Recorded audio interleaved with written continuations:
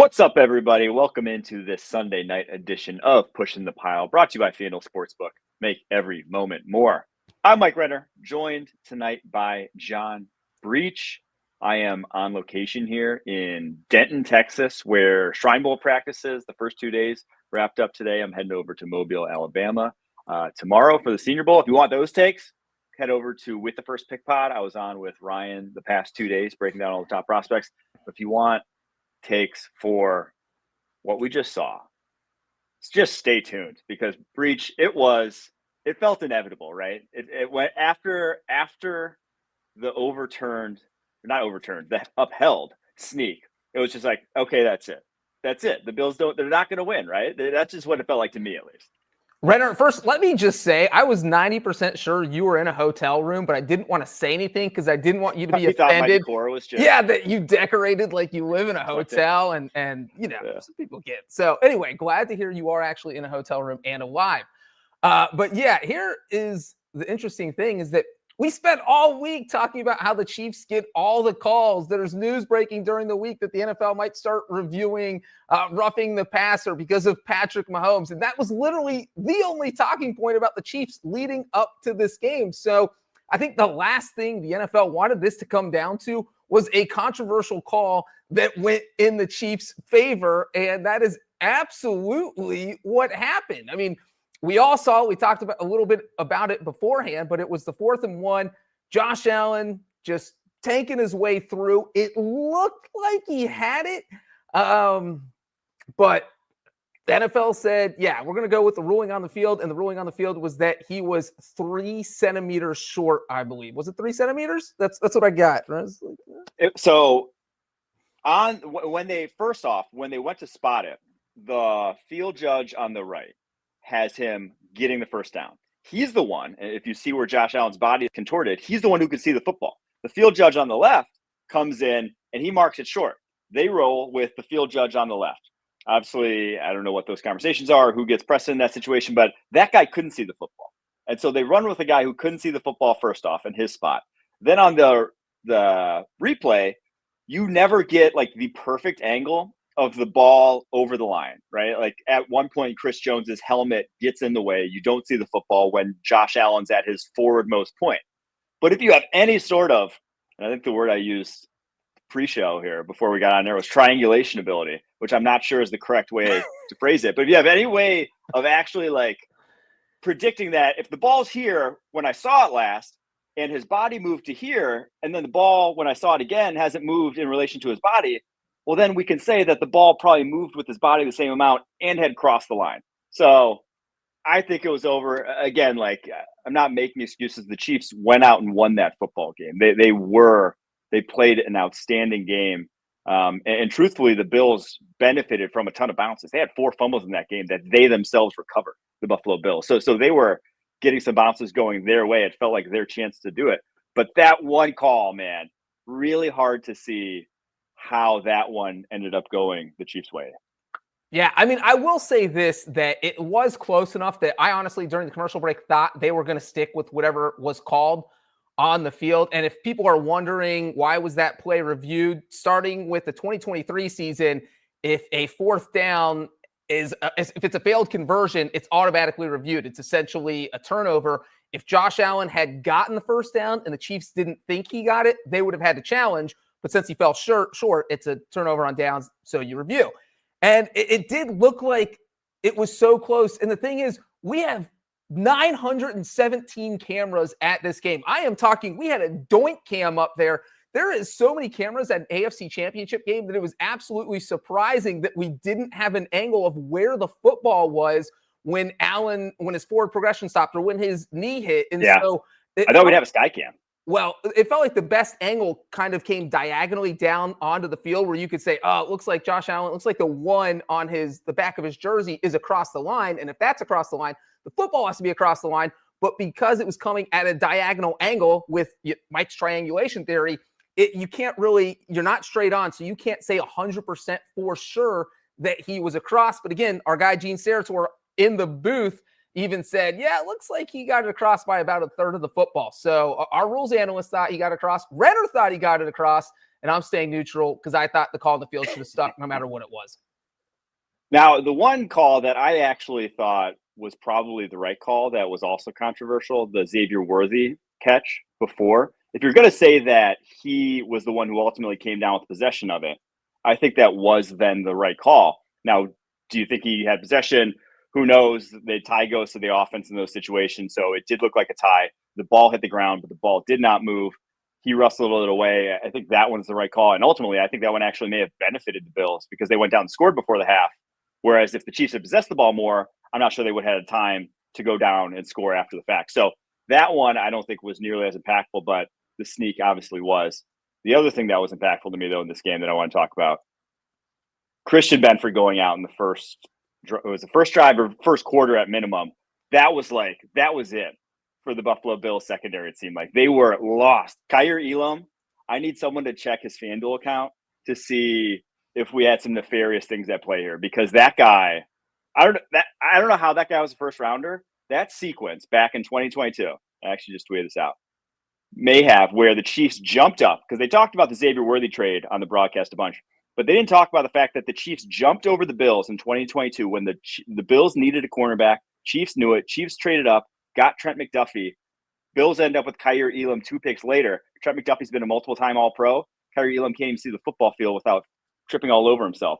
That, to me, was kind of the difference in the game, was Christian Benford going out, your number one corner. All of a sudden, it was just a free-for-all in that receiver room for the Kansas City Chiefs. Yeah, absolutely. And Benford went out with about 3 minutes left in the first quarter. So it was essentially 3.5 quarters or 3.25 quarters where he's out. And if you're Sean McDermott, look, Sean McDermott's a defensive guy. He's a former defensive coordinator. I will say he's probably the biggest problem why they can't get over this hump in the playoffs is because the biggest mismatch on the field is Sean McDermott versus Andy Reid. But he actually looked not like the Sean McDermott we're used to seeing. He was aggressive on fourth down. I thought we were only judging by one quarter, but it did seem like he had a solid game plan in the first quarter where, hey, look, but Christian Benford was a huge part of that. So as soon as he goes down, you could see McDermott. It was just like, my God, for once I come up with this great game plan to slow down this offense. And now you're doing this to me? What is going on? So it did really feel like the defense took a huge step back after that injury. Yeah, and just Kaiir Elam, man, I still can't get over just how it's the confidence. Like he was playing 15 yards off Xavier Worthy. I get like Xavier Worthy's fast. You don't want to give up a big play. If you're 15 yards off, you can't do anything. Like you're going to give up big plays left and right. You're going to give up medium plays left and right. Like it's just, that was abysmal to me for the Buffalo Bills and their defense. But I did think the Bills offensively, Joe Brady, you mentioned McDermott having, being outclassed by Andy Reid. I thought Joe Brady for the majority of that game had good plans for what the Chiefs were bringing out. I thought he won the matchup with Spagnuolo because Josh Allen came out the first 2 drives of that game. He looked tilted, or at least he looked just like a little frazzled. The very first drive, he tried to throw 2 picks right off the bat. Second drive, he literally fumbles the snap, like right in his breadbasket. I don't think I've ever seen Josh Allen do that. Just drop the snap from the shotgun. So he was not at himself, and they had a great game plan to, get the ball on the ground, run it very early on, run through the second half, and a lot of wide screens and things of that nature to spread the ball around. So I thought he had a better game plan than obviously the defensive side of the football. Yeah, it was really interesting watching Allen, like you said on that first series. He airmailed 2 passes that probably should have been picked off, like you mentioned.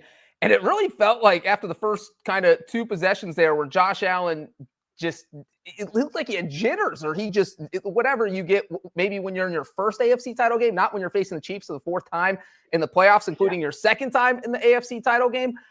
So they go 3 and out, the Chiefs go down, score a touchdown, and it really felt like, oh my God, Kansas City's going to win this game 38-7.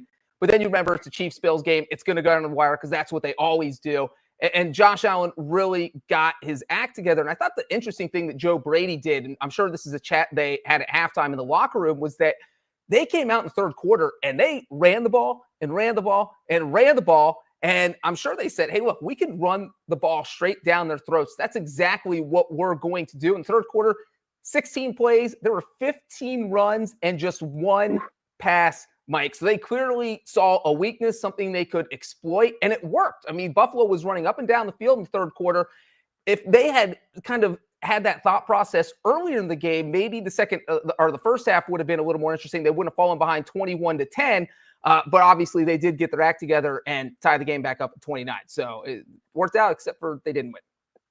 If there was any criticism, it was really just leaning on the sneaks and not having like a counter off of it. You know, we saw the Eagles a few weeks back run like a little bit of a fake off of the tush push because they got stopped 3 times on tush pushes, including obviously the one we debated off the top of the show. But that was the most in a single game since it started getting collected by NGS in 2016, since they started collecting like tush pushes. So this is the most any team's gotten stuffed. So hats off to the Chiefs and that defensive interior who played their butts off in those situations. I mean, we saw, and we'll talk about it when we get to the Eagles, but we saw the Commanders could fold like a blanket in those situations. So the Chiefs didn't. I mean, like that was like where I thought the Bills lost that game, was just in those short yard situations. Usually they're so automatic. Usually they get the ball at the 3-yard line. It's a touchdown. You know, they're 3 yards away with 2 downs to go. They're converting a third down. They're converting on those downs. And they had a few times today where they didn't. So that to me was where, if there's any criticism for Joe Brady, it was in those situations. Yeah, and I thought Tony Romo made a good note during the game while that was happening, because on most of these kind of sneaks where they're doing their version of the tush push, Josh Allen was going kind of the left side behind that left guard, and Romo pointed out that that's what the Chiefs were expecting, because that's what the Bills' tendency is. So you got to switch up your tendencies in a situation like that. It really felt like, if you ever see the movie Zoolander, where Zoolander can't turn left, well, the Bills couldn't go left. They couldn't go behind the left guard in this game because the Chiefs were just ready for it every single time. And that's where the Chiefs were expecting a fastball, and that's what they got. The Bills need to throw a curveball or a knuckleball there, and they just kept going with the same play. And look, I understand when you have a quarterback the size of Josh Allen, you think that, hey, they stopped it once, they got lucky. They stopped it twice, they got lucky. But at some point, you got to go back to the drawing board and say, hey, we have James Cook back here. Why are we only giving him 13 carries or whatever he ended up with? Let's try something else, because this clearly isn't working. So, yeah, I do agree that Joe Brady probably, again, if they could have just kind of figured things out faster, maybe this would have been a more fortunate ending for them. Yeah. I do have to say this. I mentioned the trade about, the Trent McDuffie, Kyer Elam situation. The Chiefs also did win out, in my opinion, and in this game, obviously, in the Xavier Worthy versus Keon Coleman debate as well, because Keon Coleman in this game, 4 targets, 1 catch, 12 yards. Xavier Worthy in this game, the leading receiver for the Kansas City Chiefs, 6 catches on 7 targets, 85 yards, a touchdown. That guy, I mean, when you can run a 4-2-1 and you could also run a whip route the way he can, it's like you don't have a lot of options other than just try to get your hands on him as soon as possible and just chuck the shit out of him, because if he's in space, you're probably screwed. Yeah, and the funny thing is, you mentioned how far Kyer Elam was playing off him. They had the 2nd and goal play in the 4th quarter. The Chiefs from the Bills' 17-yard line after Mahomes took that sack, and he threw that quick pass to Worthy, but it was incomplete because it hit the ground. But Elam was playing like 12 yards off. Like, what are you doing? It was interesting. Clearly worried about that. I think the Bills did all of this to themselves. It's the Bills' fault that the AFC can't beat the Chiefs, because it isn't just the Xavier Worthy trade. The Patrick Mahomes trade, it was the Bills trading away the 10th overall pick to the Chiefs, who then went up to 10, grabbed Mahomes. They grabbed Worthy in another draft trade. And those are the last 2 trades the Chiefs and Bills have made in the draft. So you're just talking about the Bills dug their own grave. They dug the Bengals, the Ravens. They dug all the graves for everyone, and they just let the Chiefs take over the AFC. They only have themselves. That's a great point. I mean, they have that. That's like a curse. They put. I can't remember. It wasn't, obviously, I don't think it was Brandon Beane who was the GM back then. I can't remember who it was for the Bills, but whoever it was, I think put a curse on the franchise to where they'll always be at the doorstep. But that trade and not taking Patrick Mahomes in that situation, well, a lot of regrets for a lot of people, because obviously 1/10 overall. All right, that is the AFC Championship game. We're going to take a quick break. After that, going to get to the NFC Championship game. That one, it might be a little quicker, we'll just say. Not as much drama in that one, but we'll get to that right after this. The clock never stops. Relive the greatest moments with uninterrupted highlights and more. It's Gareth Bale! Ronaldo! Wonderful goal! On the UEFA Champions League channel. Streaming free.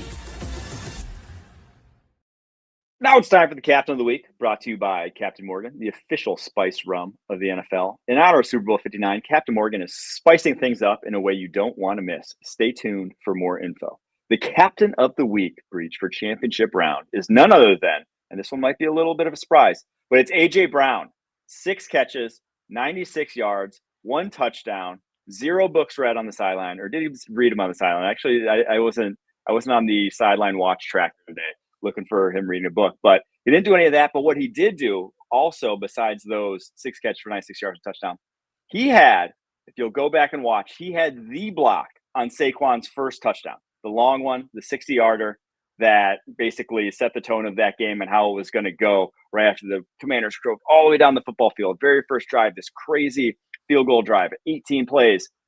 1 play, Saquon goes to the house. It's A.J. Brown, crack blocking, Dante Fowler. Dante Fowler tries to spin off it. Brown sticks on him, and then Fowler takes out Bobby Wagner. Bobby Wagner's the guy who's supposed to be scraping over the top. Could have made that play, would have made that play, but A.J. Brown threw the key block. That's what it takes to be the Captain of the Week. That was Captain of the Week, brought to you by Captain Morgan, the official spice rum of the NFL. This Super Bowl 59, Captain Morgan is calling on crews across America to gear up for something big. If you love hurricanes, daiquiris, really any delicious rum cocktail, you'll want to follow the Captain and keep your eyes on NOLA's most iconic street the week of the Super Bowl. Visit followthecaptain.com to begin your adventure. 55-23, Breech. Take it away. I broke down A.J. Brown. What do you got for us on this one? My God. I want to go back to the Chiefs-Bills game and say one more thing because you mentioned the general manager for the Bills at the time. Here's a fun fact. That draft was Patrick Mahomes got drafted on April 27th. That was the day of the first round in 2017. Doug Whaley, the Bills general manager, got fired 3 days later. So literally his last act as general manager was to give Patrick Mahomes to the Kansas City Chiefs. So that is that. And now here we are, Mahomes on his 5th Super Bowl in 6 years. I forgot about that because what an utterly absurd time. I mean, like truly unbelievable to think about. You give a guy free agency, you give a guy a draft, and then you're like 3 days afterwards. I mean, maybe they knew it right then and there. Patrick Mahomes is going to be the one, and then he cursed the franchise. Maybe that was, but my gosh, incredible. Okay, I'm going to sound crazy here. This is going to sound absolutely bonkers. I'm even going to say this, but for a 55-23 game, this is possibly the most entertaining 55-23 game in NFL history because I did not feel like the Commanders were out of this until the very end of the third quarter when Austin Eckler fumbled. So we're talking, in 55-23, you just think it's a blowout the whole way. You could turn the TV off at halftime and go feed your cats or something, or go to the hotel bar in Renner's case. But no, it was one of those things where every time it looked like the Eagles were going to go up by 3 touchdowns, the Commanders did just enough to stay in it. And it was, in this case, they scored a touchdown. They got the 2-point conversion. Then it became 34-23.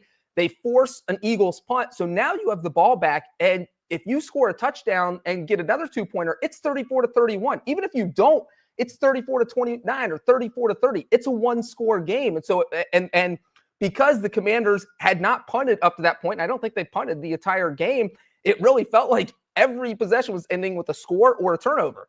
And so that was my thinking. It was, wow, if they score here, they could legitimately win this game, even though they were getting blown out of the water. And of course, Eckler fumbled, and then the Eagles recovered it. And then the Eagles scored a touchdown. And then the Eagles went up 41-23. And then that's when I gave up. That's when I waved the white flag for the Commanders. But, you mentioned the Bills fumbling the ball 4 times, recovering all 4 against the Chiefs. The Commanders did not have that type of luck against the Eagles, where they fumbled it 4 times and lost all 4 of them. So it was the opposite. Dude, the Eagles this postseason now have forced 9 fumbles in 3 games. Unbelievable. They are living right. But some of that's how they play. I can't say that's all luck. They are a team that they have guys who are hitters, like whether it's Jalen Carter, whether it's like Zach Bond. And actually that one forced fumble was kind of like I don't think I've ever seen it before, where it was like an assist, where it was Zach Bond hit Blankenship's hand, and the power of the hit onto Blankenship's hand like drug the ball out. I don't know if you saw that replay like closely. I don't know how they like determined who got the forced fumble, but that was like I would give it half forced fumbles. I don't think they do that for forced fumbles. They only do it for sacks, but I think they both deserved a 0.5 for that one. But this Eagles defense, I mean, this Eagles team is just so absurdly talented. This game, to me, gave me a little PTSD because it felt like the national championship game where the very first drive, you have this incredible fourth down late in, like, oh, like we're in this. We're doing everything correctly. Now that this one ended with a field goal, Notre Dame's ended with a touchdown. But then right back, like the other team comes back and you're just like, okay, they're the better team. We're going to have to basically, in the very first play, Saquon goes 6 yards. Like you're going to have to do something to overcome this. And you're just kind of climbing an uphill battle the rest of the way is what it felt like for the Commanders, where it's just like, we're kind of there. We're kind of on the precipice, but it's just we have to play perfectly. And as soon as you don't play perfectly, and they just stomp on your throats, unfortunately. And that's what the Eagles did. It was interesting. I'm glad you brought up that first drive by the Commanders because that was probably the most bizarre decision I saw from Dan Quinn all day, where the Commanders put together this absolutely epic drive. It was, you get down there, they have a fourth and 5 at the Eagles 43-yard line, and you're thinking, all right, if Dan Quinn's going to be Dan Quinn, he's got to go for this. I don't care if it's the NFC title game. Again, you see coaches sometimes, they'll coach boldly during the regular season, maybe even the wild card round, but they kind of pucker up in the big games. They say, we're going to punt here and we'll pin them and our defense will do it. No, Dan Quinn keeps being Dan Quinn. They go for it. They get it. So now, again, 4th and 2 at the Eagles 28, 4 plays later. And it was, all right, well, now they're in field goal range. This is a 46-yard field goal. They could go. They could kick the field goal. No, Dan Quinn goes for it, and they get it. Now, 4 plays later, 4th and 3 at the Eagles 16-yard line. Okay, you could kick the 34-yard field goal, or you go for it because you've already converted 4th down twice, and your offense is just rolling. And Mike, what does Dan Quinn do? He kicks the field goal for some reason. I am the most pro field goal person in the history of the internet, probably. I will kick the field goal in almost every situation. I do not kick the field goal here. I go for it based on how the offense had been playing. And that really felt like it wasn't just that they only took 3 points there. When you add that to Saquon scoring on the Eagles' first offensive play, it felt deflating. So if the Commanders had gotten a touchdown and Saquon ties it up 7-7, it's a different dynamic. But Saquon's touchdown giving them a 7-3 lead, it was like, oh boy, the Commanders are in trouble. Yeah, I tend to agree there. And Brady on the broadcast was, about as excited as I've ever seen him on a broadcast, or about as like effusive in terms of saying go for it. And I tend to, like, you were when you're an underdog. If you're the Eagles in that situation, you've converted a few, sure, take the points. You're expected to win. You have the better team. You're the front runners. But when you're the underdog, you're supposed to take the chances. You're supposed to come on the positive side of variance to get that win. And I tend to agree. I don't think it would have changed the outcome. I think the Eagles, again, they were overmatched. You gave up 200 yards on the ground last week. You gave up over 200 yards on the ground this week. Like, it was going to happen. I think the Commanders, I don't know what the record is for a team giving up rushing yardage in the postseason and not making the Super Bowl, but they got to be close because they gave up over 500 yards in 3 games this postseason on the ground. So it was going to get ugly at some point, but you knew you had to go score for score. And so that one was a bit surprising. A couple of things that I wanted to talk about, though, in this one. The first one, I tweeted about this a little bit, but the Saquon late hit, the announcing team defending that was gross to me. Tom Brady, the guy who's like, let him play football, let him, let's go back to, 2003 when I was winning Super Bowls and how we used to ref it then. To call that, where I think contact was legitimately made before he even touched out of bounds, one. Mike Sainristil and Saquon Barkley along the sideline. And 2, Sainristil, I thought, touched him in bounds. I don't think a part of Sainristil was actually out of bounds. I think the shoulder that he hit was still in bounds when he started making contact. To me, using that sideline as like this sort of place where defenders can't go, it just makes it impossible to play defense there. So you can kind of just like creep up the sideline as long as you want. And you're in this kind of protected class where defenders really can't hit you big because they're afraid of it. I think it's a terrible precedent to set, to have a quick trigger on plays like that. Yeah, it is interesting that they threw a flag here. Like, I get why they did, because Saquon Barkley definitely was not going to cut back in. He was kind of, his momentum was taking him out of bounds. He was going out of bounds. And when you're talking about a star player, star players are going to get that treatment. Well, like you said, it is bang, bang. And if defenders start to slow up in that situation, especially against a running back of Saquon Barkley's stature and he does cut back in, he's just going to run you over. And so you have to be worried about that. You have to make sure they have no chance of doing that. And so maybe it was because the hit was kind of hard and Barkley went down hard. I think if he maybe just pushed him, they probably don't throw the flag. It was definitely the severity of the hit was why it got flagged.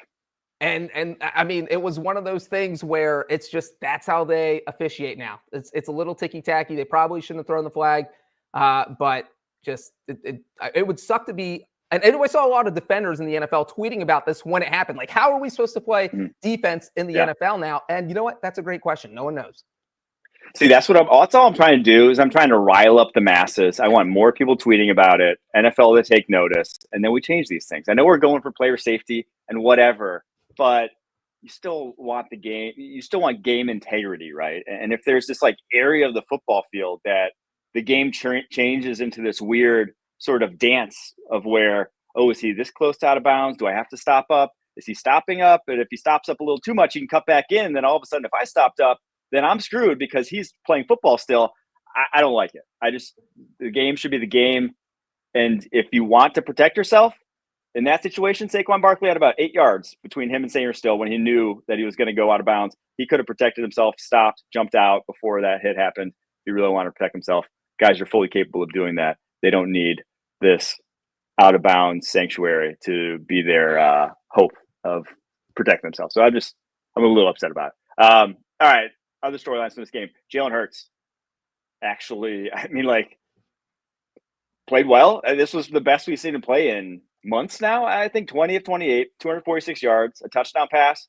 Pretty much all of those incompletions were him scrambling around for 8 seconds, running to the sideline, throwing it away. When he was actually dropping back and targeting receivers in that game, he had himself his best performance, one of his best performances of the season. Yeah, absolutely. I think that was probably the most surprising thing of the entire game, because there was really no talk about leading up to this game about who was going to play better between Jaden Daniels, a rookie, and Jalen Hurts, a quarterback who's led his team to a Super Bowl. It was just believed that it was going to be Jaden Daniels, that it was, can the Eagles defense shut down Jaden Daniels? You didn't hear the Commanders offense shut down Jalen Hurts because that wasn't a thought anyone had. It was, can they slow down Saquon Barkley? And so you look at what Jalen Hurts had done really since Thanksgiving. In the regular season, he had only thrown for over 200 yards once in his final 7 games. So just hadn't been there. Plus, you throw in the knee injury. And even in the playoffs, we've seen him. He loves to slide. He's not trying to take big hits. And so he just really hadn't been that dynamic playmaker that we saw maybe the last couple of years. And then, boom, that guy just showed up. I don't know where he came from. I don't know if he did time traveled and brought his 2023 version back, but that's really what it looked like. He was playing smart football, made smart throws. I thought one of the best throws of the day by any quarterback in either game was the 4th down play to A.J. Brown, where, look, the smart thing is to throw short there. Yeah. Not you don't want to make a lot of high risk on a 4th and 5, but he throws it right up, lays a dime into A.J. Brown, 31-yard game. And that was one of those where it really felt like the game could have gone either way if the Eagles had failed there. That was in the first half, but they didn't. And then they ended up scoring a touchdown. And yeah, Jalen Hurts looked awesome. Also, how about Marshawn Lattimore immediately finding his next sparring partner? Changes divisions. Everyone laments we're not going to get to see the Mike Evans. We got him in the playoffs, but we're not going to get to see it again twice a year. Well, I think he got a new guy in A.J. Brown that he's going to go after for the next couple seasons. That was another crazy one where A.J. Brown kind of knocked off Lattimore's helmet, and clearly Lattimore got pissed off about that, and then he got flagged. So that's another one of those where I probably don't flag anyone. I just say, all right, they both got their piece in, and we'll or throw 2 flags so they offset each other. But I guess when you bear hug A.J. Brown, that doesn't look good. Yeah, that one felt like it should have been an offsetting, but I don't think it was super impactful. The one that I think everyone at home was rooting for was the refs to award a touchdown on the short yardage where Luvu kept jumping over the top, which I actually tweeted out. I think on the second one, Luvu's jumping over the top, but he hadn't gotten to the line of scrimmage yet. Jalen Hurts obviously knew what was coming. I think Hurts kind of backed out before he actually crossed the line. For instituting replay, because they kept saying on the broadcast, they're like, if they threw the flag, we could replay it or whatever. I didn't know what exactly they kept, but we don't throw it, we can't replay it. They kept saying bring that up on the broadcast. I thought that was one that could have been replayed, and maybe it was Jalen Hurts that moved first. But I think everyone wanted one more jump over the top, and the refs just be like, "Okay, touchdown."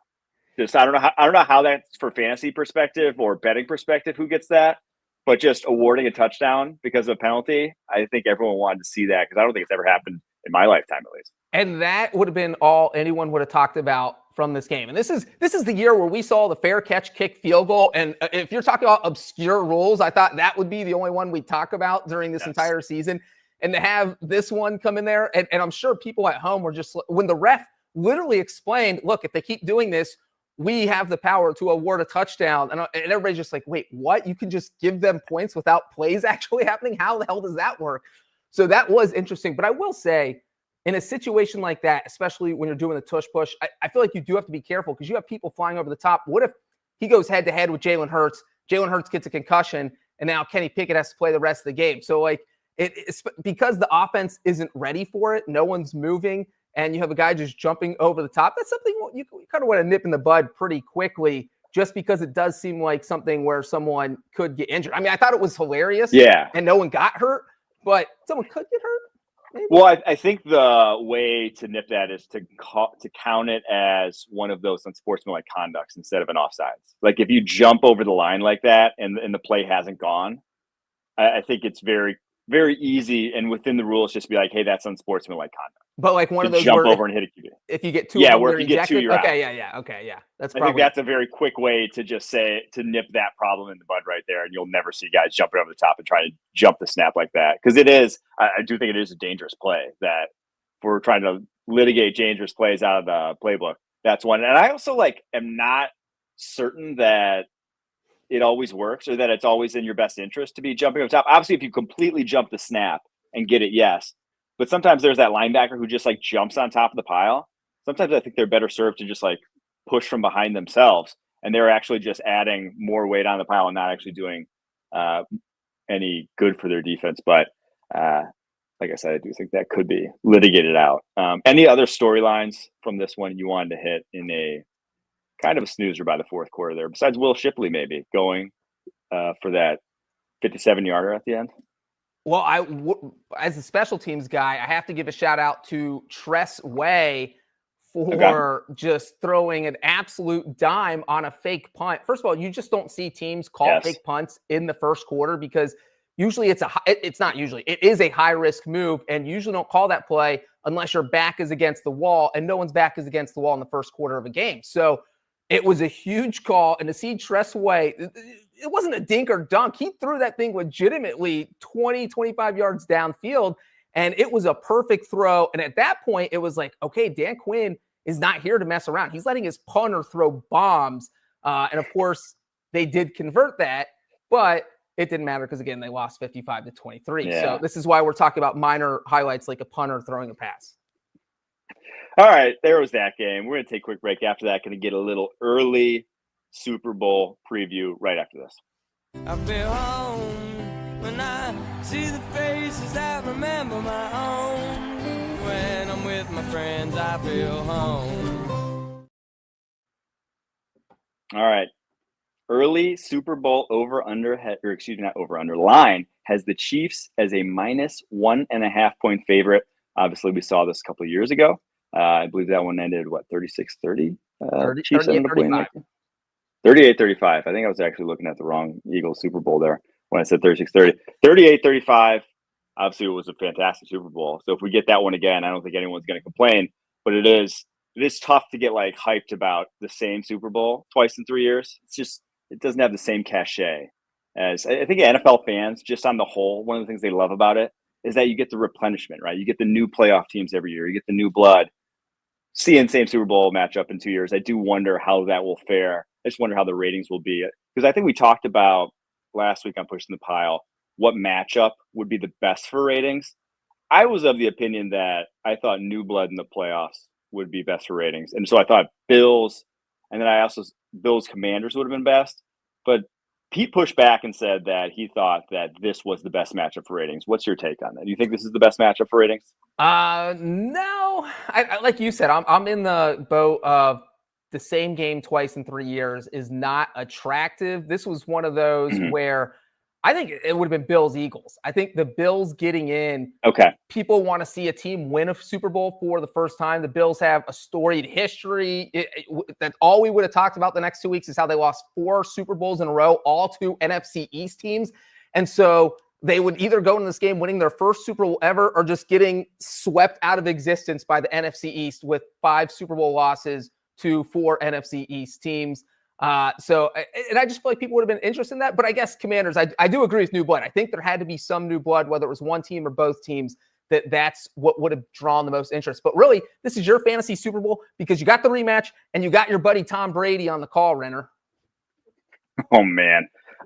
Brady. Can't wait, actually. I am kind of excited to hear how he calls it. But the most interesting storyline to me heading into this one, and it's probably not interesting to other people, but is the Eagles and how much they've turned over this defense. Just looking at the names of the starters on the defense that was in the Super Bowl 2 years ago. It was a very good defense back then, but Marcus Epps, CJ Gardner-Johnson were your safeties. TJ Edwards, Kaiser White were your linebackers. Javon Hargrave, Fletcher Cox, your DTs. Josh Sweat, Hassan Reddick, your starting defensive ends. Darius Slade, James Bradbury, your starting corners with Avonte Maddox in the slot.